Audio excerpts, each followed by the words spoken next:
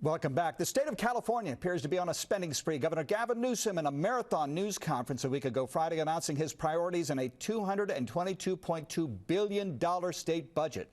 Sophia Bollag is with the Sacramento Bee. She joins us from the state capitol. So homelessness is a priority. Where is that money going? Yeah, so Newsom is proposing $750 million in terms of an increase in the budget this year for homelessness programs. He's set up a fund that he's asking corporations as well to donate to, but he wants to use that $750 million in state money that he's trying to get lawmakers to approve to basically help boost homeless services in cities and counties throughout California. He has said that we need to build 3.5 million new homes. Have we built close to the kind of homes that he says is a priority? No. And actually the increased money that he advocated for last year and that ended up in the final budget act, that $1.75 billion, none of it actually went out the door in the last calendar year. It's starting to go out this month, and so the effects of that are not really being seen yet throughout the state. The governor of California, Jerry Brown, his predecessor, routinely during news conferences over the budget talked about the importance of putting money away because we will eventually have a recession. And unlike Washington, the state of California can't print money. Did the governor talk about that? Yes. California's economy, like the economy for the rest of the country, is still expanding.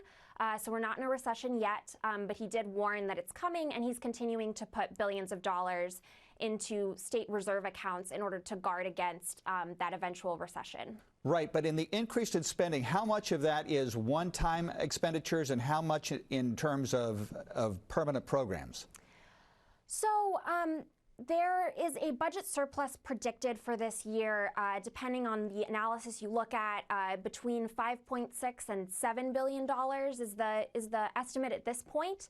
And Newsom is proposing to put a lot of that into one-time spending because a lot of that money could dry up, especially in a recession. It was a 3-hour marathon. I mean, yes. Normally the governor makes a statement, gives an overview, maybe 15, 20 minutes, takes some questions, and then leaves and has his finance chair take over.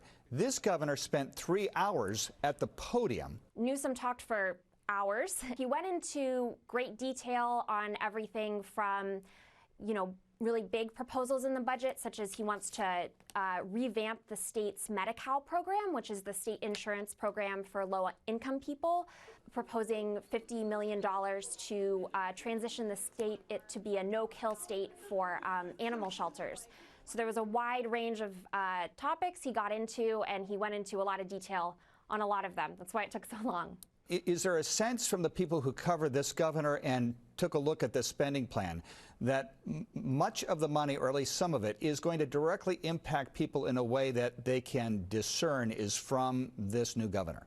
One obvious example, Newsom wants to expand health care coverage, state health care coverage to some undocumented immigrants.